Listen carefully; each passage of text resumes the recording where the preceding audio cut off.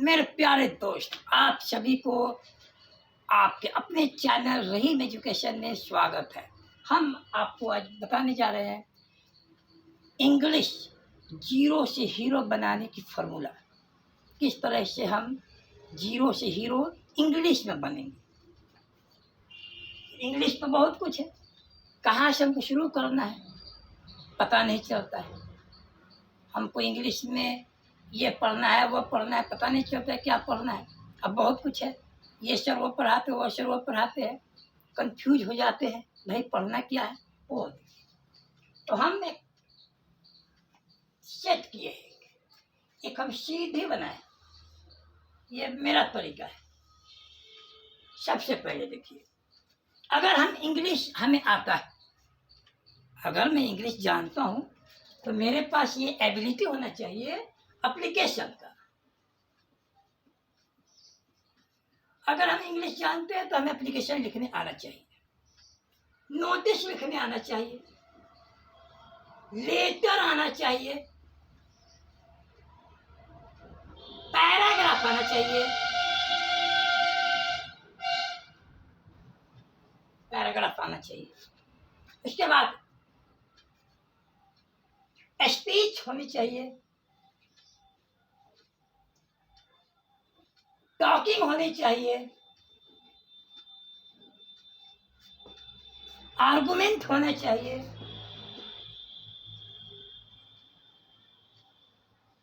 Argument means वाद विवाद, speech माने भाषण, टॉकिंग माने बातचीत कन्वर्सेशन, एप्लीकेशन माने आवेदन पत्र, नोटिस माने सूचना, लेटर माने पत्र, पैराग्राफ माने कोई चीज के बारे में लिखना, निबंध। ऐसे हो जाएगा। अब ये सब चीज हमें होनी चाहिए। इंग्लिश अगर हम पढ़े हुए हैं, अगर हमें इंग्लिश आता है तो ये हमारे पास होना चाहिए। अगर हमारे पास ये चीज नहीं है तो हम इंग्लिश नहीं जानते हैं। हम कहते हैं कि आपको इंग्लिश नहीं आता है। अगर इसमें से किसी भी चीज में आप मिस करते हैं, आपको नहीं आता है, तो आपको इंग्लिश नहीं आता है। तो इस सब चीज को पाने के लिए हम एक रास्ता बना दिए, एक रास्ता बनाया है। जिस तरह से आप अगर उस रास्ते पर चलते हुए जाएंगे तो इस मंजिल को आप प्राप्त कर सकते हैं। मंजिल को यानी कि डेस्टिनेशन को आप प्राप्त कर सकते हैं। तो हम इसके लिए एक सीढ़ी बनाए हुए हैं, जिसको आप देखिए और समझिए और कोशिश कीजिए समझने की। सबसे पहले यहाँ देखिए, हमने यहाँ पे मध बना दिया, मध, फेल्योर, वाटर, शाई, फोबिया। यानी कि ये जो नीचे है,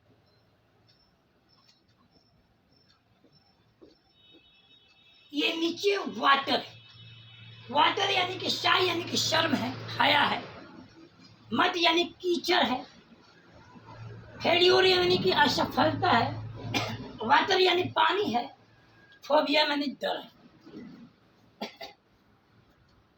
हमें ये चीज, अगर हमें ये सब चीज नहीं आ रहा है तो हमारे पास ये है। अगर कोई हमसे एप्लीकेशन लिखने के लिए दे देगा, लिखने के लिए हम नहीं लिख पाएंगे, क्योंकि हमारे पास डर है, भाई हमसे लिखाएगा नहीं।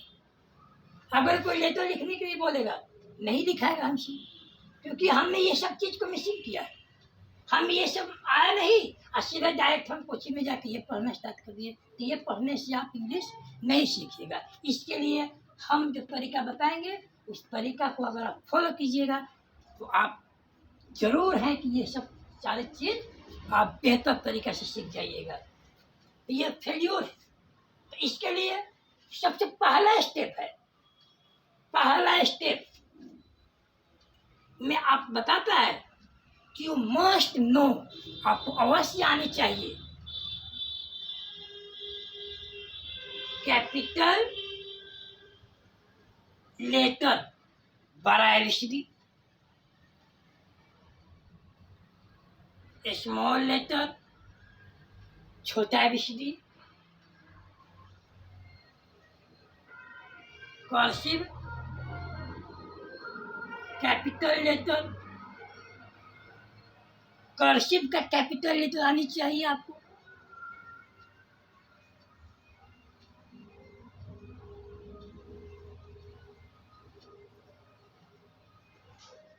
कर्सिव का स्मॉल लेटर आपको आनी चाहिए। अगर ये सब आपको आता है तो आप पहला स्टेप पार, पहला स्टेप पार। इस चीज को हम बता देते हैं, ये आप पहला स्टेप अब पार है। यानी कि लेटर जो है 4 प्रकार से आपको आनी चाहिए। कई प्रकार से आनी चाहिए? 4 प्रकार। जैसे हम आपको बताते हैं, ये वो देख लीजिए। लेटर आपको 4 प्रकार से आने चाहिए। अगर 4 प्रकार से लेटर आपको आता है, capital, small, cursive capital, cursive small, तभी जाके आप इंग्लिश में आप बढ़िया है। नहीं तो आप वीक है, कमजोर है, कोई भी आपको डिफीट कर सकता है। तो हम पहले देखेंगे कैपिटल लेटर। तो कैपिटल लेटर हम इस प्रकार से लिखते हैं। ऊपर वाला 3 लाइन पर कैपिटल लेटर लिखेंगे। स्मॉल लेटर हमको लिखना है, बीच वाला में हमको स्मॉल लेटर लिखना है। फिर उसके बाद कर्सिव कैपिटल लेटर लिखना है। तो कर्सिव कैपिटल लेटर आपको इस प्रकार से होगा। फिर उसके बाद आपको कर्सिव स्मॉल लेटर लिखना है। तो कर्सिव स्मॉल लेटर आपका इस प्रकार से होगा। तो हम आपको बेहतर तरीका से सारे स्टेप को बताएंगे। अगर सारे स्टेप को आप सही से फॉलो करते हैं तो वह दिन दूर नहीं, जब आप argument, speech, talking, application, notice, letter, paragraph आप खुद कर सकते हैं। तो हम ये आपको दिखा दिए, ये चीज आपको होनी चाहिए A to Z तक। उसके बाद हम आगे बढ़ते हैं।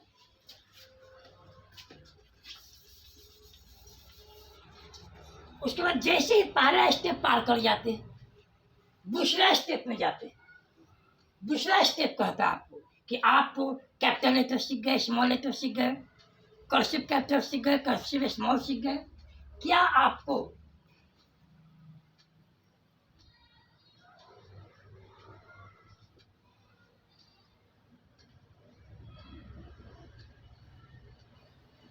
कहेगा कि क्या आपको क ख ग घ अंग्रेजी में आता है?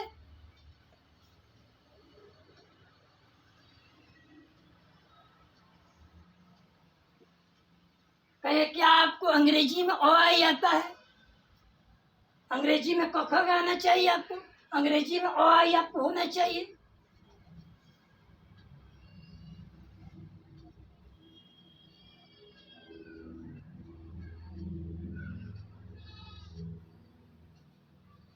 क्या आपको अंग्रेजी में कहारा आता है?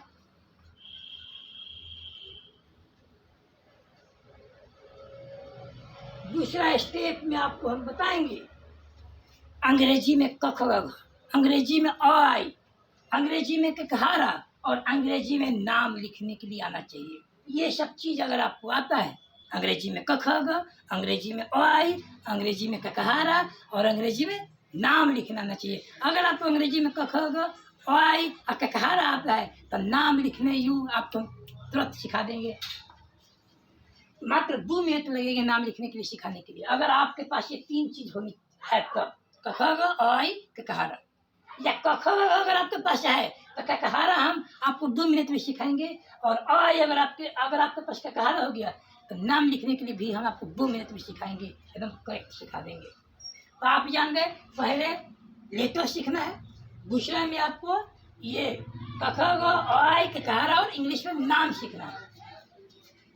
जैसे तीसरा स्टेप पर आएंगे आपको बताया जाएगा कि यहाँ पे आपको सीखना है A to Z word meaning. कहे क्या आपको वर्ड मीनिंग आता है? ए से जेड तक, A for apple, B for ball, C for cat, ये जेड तक आपके पास होना चाहिए। और जैसे ही जेड तक ये हो जाएगा तो आपको बोला जाएगा कि क्या आपको 20 डैट, बीज, डोज मालूम है? यूज। अगला स्टेप जैसे ये हो गया आपका A to Z word meaning, this that these those, ये 4 चीज एकदम क्लियर होना चाहिए। इसमें भी बहुत फंडा है। बहुत ऐसे बच्चे समझते हैं कि हमको this that those these clear है, मगर इसमें भी फंस जाते हैं। हम आपसे सिंपल सी बात पूछते हैं कि 20 माने क्या होता है, 20 का मतलब क्या होता है। अगर हम बोल दे कि 20 का मतलब क्या होता है, तो आप सीधा बोलिएगा कि यह होता है, यह। आप जानेंगे 20 माने इस भी होता है, और 20 माने आज भी होता है, आज। आज का टुडे होता है। अब ये है क्या भाई, 20 माने आज और आज का टुडे। तो ये थोड़ा सा हाई लेवल का हो जा रहा है, वो भी हम आपको बताएंगे। फिलहाल आपको हम जब समझा दे कि 20 माने आज कैसे होगा। आज शाम का अंग्रेजी क्या होगा ये बताइए। आज शाम का अंग्रेजी क्या होगा, दिस इवनिंग होगा। इसलिए हम बोल सकते हैं कि दिस का मतलब आज होता है। ऐसे बहुत सब में है, सब हम आपको बताएंगे धीरे धीरे करके। तो जैसे ही अगला स्टेप में आपको दिस दैट दीज बस क्लियर सही से होना चाहिए। जैसे ये पढ़ लेते हैं, अगला स्टेप बोला जाएगा आपसे, use of is, are, am, was, were, shall be, will be. अगला स्टेप में आपको ये पढ़ना है। यूज ऑफ यानी कि इज का प्रयोग, आर का प्रयोग, एम का प्रयोग, वाज का प्रयोग, वेयर का प्रयोग, शैल बी का प्रयोग, विल बी का प्रयोग। अब इसमें भी प्रॉब्लम है। इसमें भी आप इतना इसको लाइटली मत ले लीजिएगा, हल्का में मत लीजिएगा कि ये दिस दैट गोज दीज है, ये दिस दैट गोज दीज है, इज आर एम है, तो ये तो बहुत ही आसान है। इसमें भी कुछ है, जैसे कि आपको बताते हैं विल के, अगर हम लेते हैं विल, विल विल के बारे में जान लीजिए। विल के मतलब होता है बुआ, सिंपल भाषा में आप गा गे गी बोल सकते हैं। और बताते हैं विल का मतलब इच्छा भी होता है, विल माने मर्जी भी होता है, विल माने वसीयत भी होता है। तो इसी प्रकार से सारे वर्ड का हम ऑपरेशन करेंगे, सबका हम चीर फाड़ करेंगे, वर्ड को चीर फाड़ के आपको हम बताएंगे कि क्या क्या चीज है। जैसे कि इसका हम बता दिए, फिर आपको आप नया चीज आपको बता रहे हैं, जैसे वाज हो गई। सारे वर्ड को हम चीर फाड़ करेंगे, ऑपरेशन करेंगे। हमारे साथ जुड़े रहिए और पढ़िए। तो यहाँ पे आपको is, are, am, was, were अगर आप पढ़ लेते हैं बेहतर तरीका से, कैसे तो आपको हम बताते हैं। जैसे कि हम इज से एक बनाते हैं, इज से बनाते हैं, वह एक लड़का है, तो बनाएंगे वह एक लड़का है, वह एक लड़का नहीं है, क्या वह एक लड़का है, क्या वह एक लड़का नहीं है, वह एक लड़का क्यों है, वह एक लड़का क्यों नहीं है। उसका अंग्रेजी बनाएंगे, he is a boy, he is not a boy, is he a boy, is he not a boy, why is he a boy, why is he not a boy. यानी कि 6 बनाएंगे हम। क्या बनाएंगे? 6। पहला को कहेंगे अफर्मेटिव सेंटेंस, दूसरा को कहेंगे निगेटिव सेंटेंस, तीसरा को बोलेंगे इंटरोगेटिव सेंटेंस, चौथा को बोलेंगे इंटरोगेटिव प्लस नेगेटिव सेंटेंस, पांचवा को बोलेंगे WHQ सेंटेंस, और छठा को बोलेंगे WHQ प्लस नेगेटिव सेंटेंस। जैसे ही हमारा उसी प्रकार छठों को सारा का बनेगा। जैसे ही हम आगे बढ़ते हैं, अगला स्टेप यहाँ पे आपको बताया जाएगा कि use of have, has, had, shall है, विल है। यहाँ पे बोलेगा आपसे कि आप रुकिए, यहाँ पे पहले आप ये बताइए आपको हैव का प्रयोग आता है, हैज का प्रयोग आता है, हैड का प्रयोग आता है, विल हैव आता है, शैल हैव आता है। अगर ये आता है तो आगे बढ़िए, नहीं आता है तो आगे मत जाइए, आप इसको नहीं पा सकते हैं। ये फ्रूट है, फल है, और ये फल तभी पाइएगा जब आप डाली के से पेड़ के ऊपर चढ़िएगा, आप छलांग लगाइएगा, नीचे गिरिएगा। तो जैसे ये हो जाएगा उसके बाद अगला कहेगा, अगला स्टेप होगा हमारा, अगला स्टेप होगा use of have to, has to, had to, will have to. ये बोलेगा कि अगला स्टेप जैसे ही हैव, हैज, हैड पढ़ लिए, उसके बाद आपको have to, has to, had to पढ़ना पड़ेगा। जब आप इसको पढ़ लीजिएगा तब अगला बोलेगा कि फिर आप अगला स्टेप पढ़िए।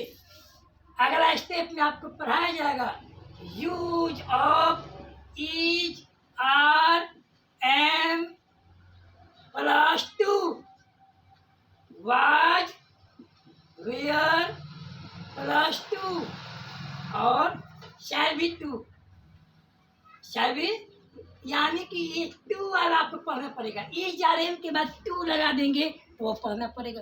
अब आप बोलिएगा कि सर इज आर एम और टू में क्या फ़र्क है? जैसे कि दोनों में जैसे ही हम टू लगा देंगे बहुत फर्क पड़ जाएगा, ये टू हटा देंगे बहुत फर्क पड़ेगा।